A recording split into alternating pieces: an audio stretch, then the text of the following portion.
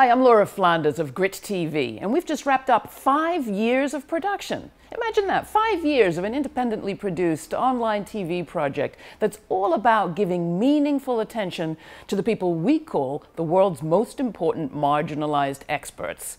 In May 2008, we started GRITtv with the mission of changing society by changing the public debate. Changing the public debate by inserting into that debate the people on the cutting edge of change, the people you never see on TV. At GRITtv, we have gone from a daily show to a weekly show online, produced these days by an entirely female crew out of my New York downtown home. It's a low-profit affair that's been bringing you high-quality coverage, and you can find our reporting on our dedicated website, grittv.org, or our YouTube channels, or Facebook pages, or you can follow us on Twitter. Our reporting not only brings you the analysis and news from people who have reason to believe that important change is due, people who are making that change every day where they live, but it also empowers those organizations that rarely get media attention by giving them quality interviews they can use to get attention elsewhere. We believe in bringing you voices like those of Gar Alperovitz, who's imagining a new future for capitalism, for America. He calls it after capitalism, in fact.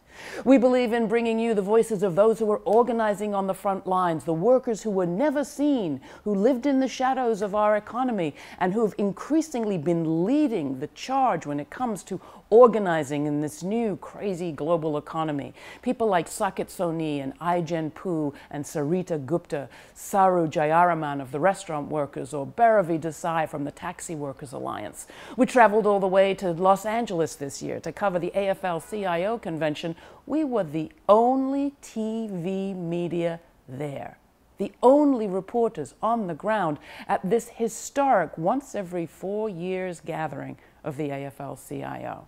It's just the kind of thing we do at GRITtv. In addition to the in-studio interviews, we also believe in live events, public events that can show some of our marginalized experts at their best. We reach new audiences by bringing together new groups of people to talk about critical issues, like what's a real risk? We started a new series in collaboration with SLAM, the Streb Lab for Action Mechanics, and my partner, Elizabeth Streb. We brought together Bill T. Jones, the award-winning choreographer, and Majora Carter, the urban developer, to talk about how can arts and politics inform one another to create spaces where creativity can flourish. We partnered with V-Day to present another panel on the state of female America, this year with a focus on justice and economic justice. That's coming too. And with the Municipal Arts Society, we hosted a panel on women as city builders and the legacy of famous urbanist Jane Jacobs. It's just part of what we're doing at GRITtv, online, in video, on print, and live in events. Bear in mind that GRITtv is a non-commercial project. We're not funded by corporations or governments, just by you. We think that's the most honest way to go. It's the most exciting, too. Sometimes it's a little risky, but hey, from our downtown studio in New York, we're willing to take a few risks for social change. Are you? Support GRITtv, grittv.org, and thanks.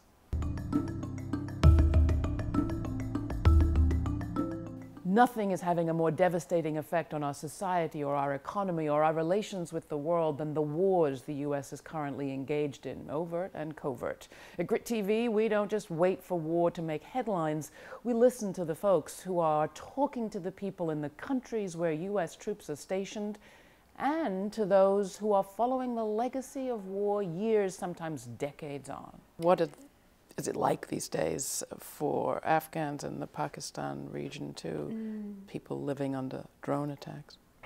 There's a great deal of anxiety. I mean, somebody can knock at your door, and in the culture, if that person asks for food or for beverage, you give it to them. Well, if it's a Talib who's appearing on a screen of somebody in Creech Air Force Base or Hancock Field or Whiteman Air Force Base, then you may very well be the subject of a night raid, or worse, a weaponized drone could target your house. Obama's running first of all, he's running the biggest terrorist operation that exists, maybe in history, the drone assassination campaigns.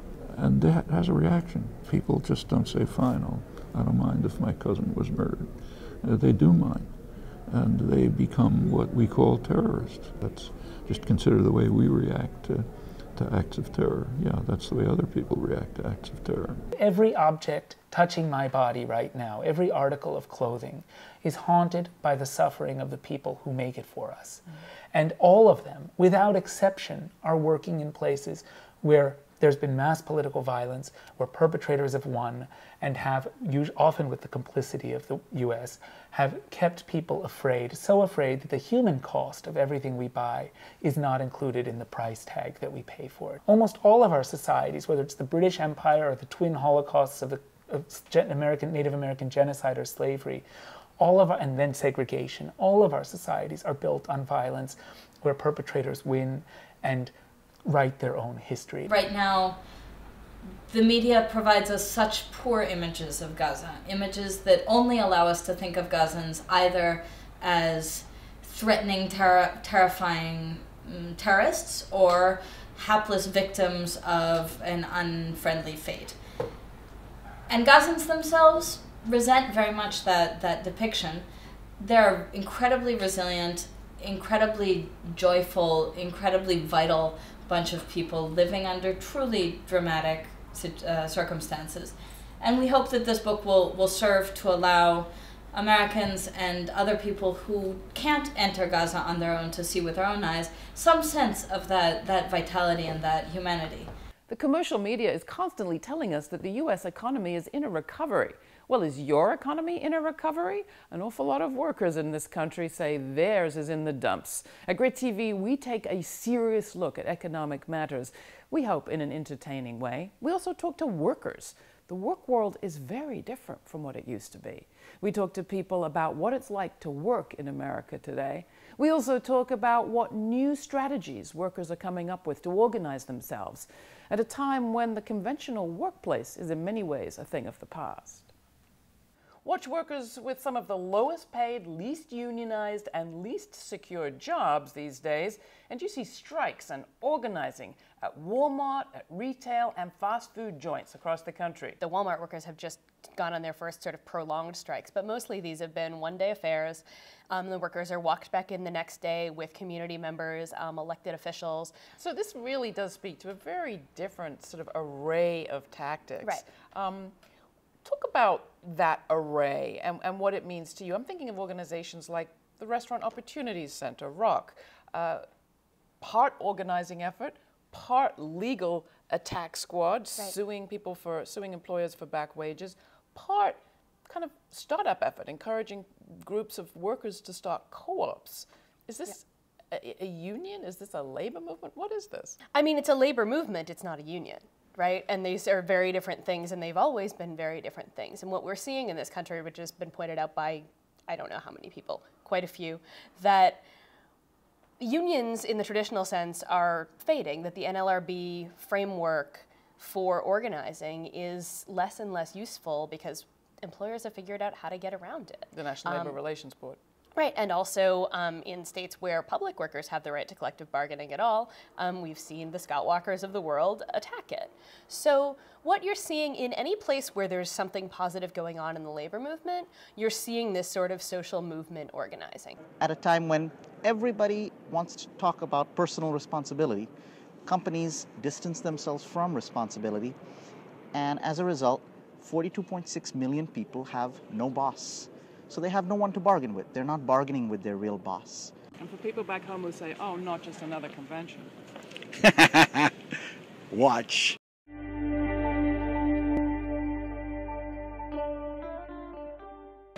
Brothers and sisters, I am so proud to stand with the working men and the working women gathered here, and I am honored to serve together with all of you. I think we have siloed ourselves as movements for too long.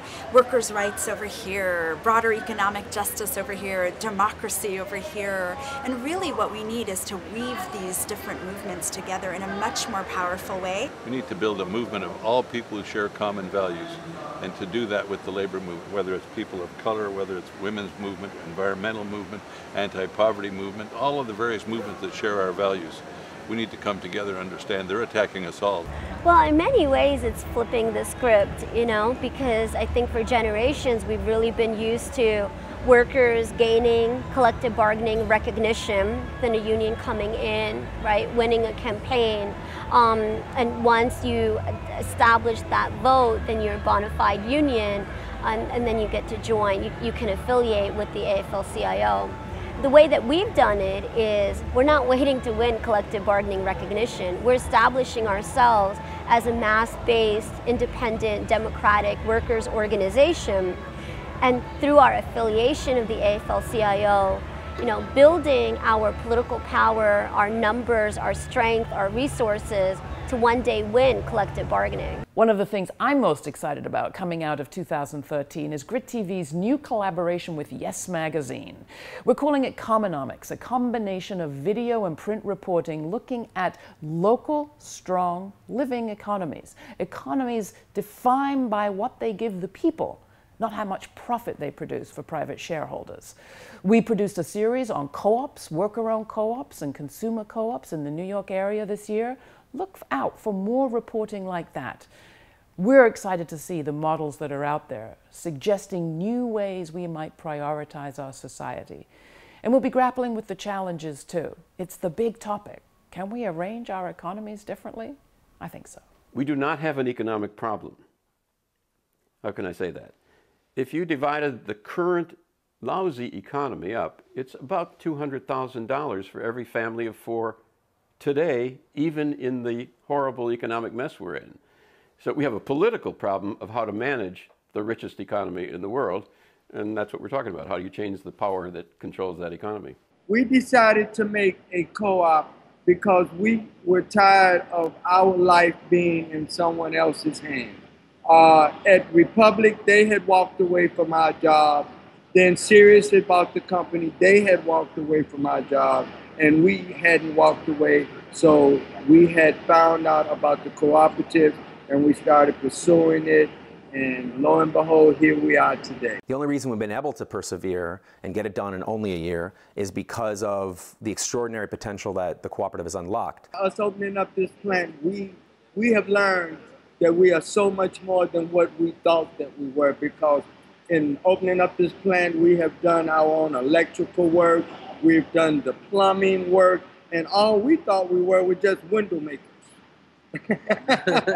Our ideal vision for the Milknut Jail social enterprise is that it be a producer and worker-owned business, so that the farmers that are producing the products for Milknut Jail's political line of dairy products and our sales, marketing, and distribution force in the city are all invested in the business, all making decisions for it, and figuring out what to do with the profits. We like animals.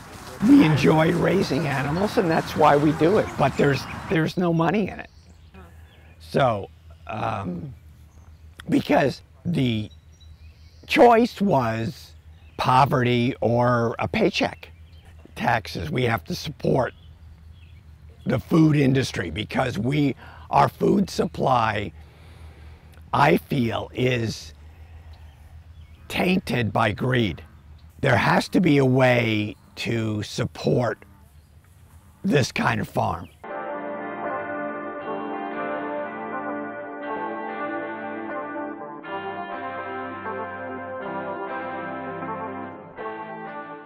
At the end of the year in a co-op, the profits are divided amongst the workers of the co-op, so that means that more people have more to hold on to, and that does seem like something that really would help out in our community, because one of the things out here is that there's not that many decent jobs out here. A lot of the jobs that are available and that are coming into the neighborhood are mostly minimum wage jobs. So this gives us an opportunity to create something that can build some sort of wealth in the community and keep it here. People are always trained to be an employee. They're never given numbers, right? So when you're not given that, what we're trying to do here is just empower them, right? Give them the numbers and say, this is not scary. This is something that everybody can do once you have this. And the biggest thing is your mindset. At GRITtv, we've always covered racial and gender justice alongside economic justice because we believe, well, our society reveals itself in the way that it treats the weakest. The history of racism, apartheid, and sexism in this country is something we're told constantly we've overcome. But have we? On GRITtv, we raise the questions about how things really are now and how they need to change to benefit all.